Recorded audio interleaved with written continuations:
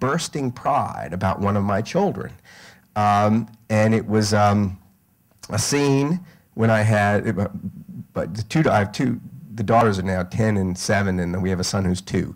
But they were then, they were actually 5 and 3 at the time. And we were in a pool in Bermuda. It was a baby pool. It was enormous, kind of half the size of this room. And it was a pool, it was one of these resorts where they've given it over to the kids, basically. And the pool had a hot tub for little kids in the middle of the baby pool. And there was a kind of canal that went out of the baby pool into a big pool. And my 2 little kids were in the baby pool playing innocently, and I was floating in the canal between the big pool and the little pool. And out of nowhere come these 10-year-old boys, 4 or 5 of them. And anybody who has 10-year-old boys know they don't add much good to a social situation, especially in groups. I mean, they were like orcs. They came out of there and they had the pool noodles, and they were slamming the noodles all over the place looking for someone to terrorize. And their eyes lit upon my little girls. And I thought, oh my God. And they went after them. And they were slamming the things around them in the water. And my 5-year-old started to cry. And my 3-year-old stood up and thrust out her chest. And she screamed, "Teasing boys!" And they kind of stopped and looked at this little girl, and she said, "You just shut up, you stupid motherfucking assholes."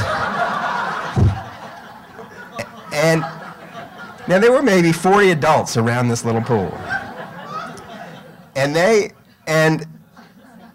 all reading their Danielle Steele novels and John Grisham novels. All these novels went down.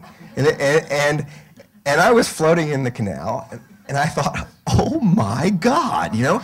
But then I thought, nobody knows I'm her dad, so I'm just gonna hang here. I'm not gonna get involved here. And so, right beside me in one of the lounge chairs with her Danielle Steele novel was one of the mothers of the boys.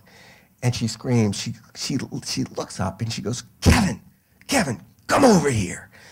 Kevin comes over here. And I like to listen to the conversation because I'm right below him. And she says, Kevin, did you teach that little girl those words? No, Mom. No, I didn't have anything to do with it. Yes, you did. There's no way she knows those little words unless you taught those to her. And he just reams him out. And I think this is great. He's getting but it makes him angry. And as it happened, I knew, you know, he was like, she was saying, like, where did she learn them? Well, I knew where she'd learned them. I'll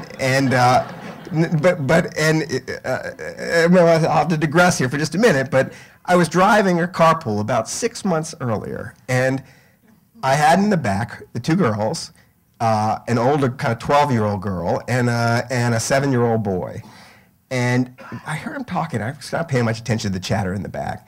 And then I hear my daughter say, "So-and-so said the D word today."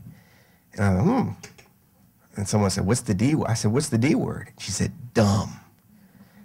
That's kind of, and then the 12-year-old girl said, "That's not nothing." Someone said the S word in our school today, our class today. I said, "What's the S word?" "Stupid." Ooh, right? And then the little boy says, "I know a bad word. I know a bad word." And I didn't want to leave him out. So I said, his name's Kai. I said, "So Kai, what's the bad word?" And he says, "Shut up, you stupid motherfucking asshole." And I pull off the road. I hit the emergency lights. And I turn around and I start to give him a little lecture on the difference between bad words and seriously bad words. And you do not, and they're all rolling in the aisles with laughter.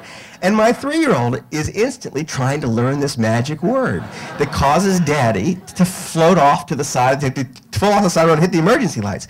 And out of the back, the whole way home is, "Shut up, you stupid fuck. Shut up." And I go, "No, don't say it." But she's just engrossed with it. And then it goes underground. She has not said it since, but she's realized this word has this kind of magical power to stop something. And so she's standing up for her big sister with using this word. So anyway, Kevin goes back into it and grabs his friends, and now he's furious because he's been blamed for this crime he didn't commit. He committed all kinds of other crimes, but didn't do this one. And they get the noodles and they start bashing the water again. And Dixie stands up again, and she thrusts out her little chest, and she screams, teasing boys. And now the whole resort's listening. I mean, everybody's just waiting for what she's saying. And she says, teasing boys, you just watch out, because I peed in this pool twice. Once in the cold pool and once in the hot pool. And they were out of there. And I thought, now, if I were a responsible parent, I would be mortified and appalled. And it was true, I did not want the resort to know that I was her father at that moment. However, I was incredibly proud. Tears were coming down my face. I thought, it's just so brave of her to stand up and try to stop this assault. All the big Wall Street firms essentially turned themselves into long-term capital management. And that's amazing to me. But as I say, I think it's changing. I mean, I think that we're about to watch real changes on Wall Street. It's going to take a while, and it's painful and it's being resisted.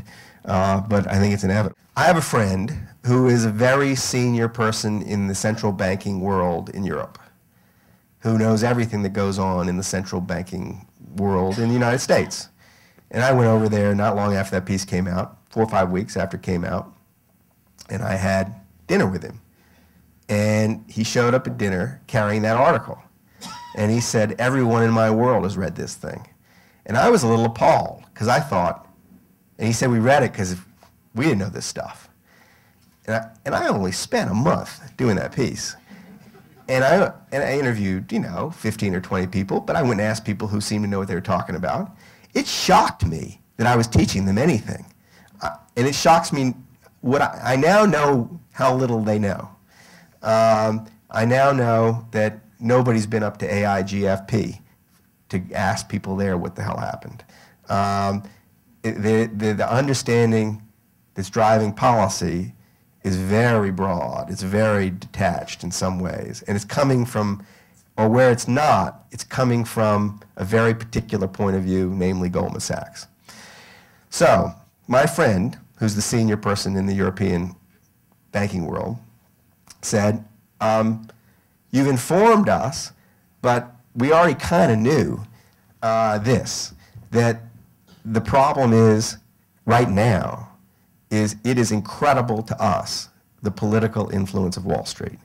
And it seems to be an impediment to dealing with this problem in the best possible way. I've now seen him several times since, and he's pulling his hair out. He can't believe the course of action of the Bush administration was one thing, but when the Obama administration came in, it had a chance to do whatever it wanted to do. You could have just abandoned the Bush administration. It's essentially just extended the Bush administration's approach to the problem. And that has, there is an argument for doing what they've done. I don't think they've made it very persuasively, but they do have an argument. It does feel a lot to me like the process has been queered by political influence. And it's a very curious kind of political influence, because it isn't maybe always as simple as bribery or campaign contributions and that kind of thing. I think that it's actually, we've had 25 years of the Goldman Sachses of the world ruling the world, and the people like Tim Geithner, when they leave office, the way they make their living, and they make an extremely good living very quickly, and Larry Summers did this, is to go to work for a financial institution for huge sums of money. That people have trouble getting their mind around a world where that's not the way the world works. And there is maybe a slight quickness to believe that the world can't function without Goldman Sachs. So that would be my answer to why it hasn't had more influence.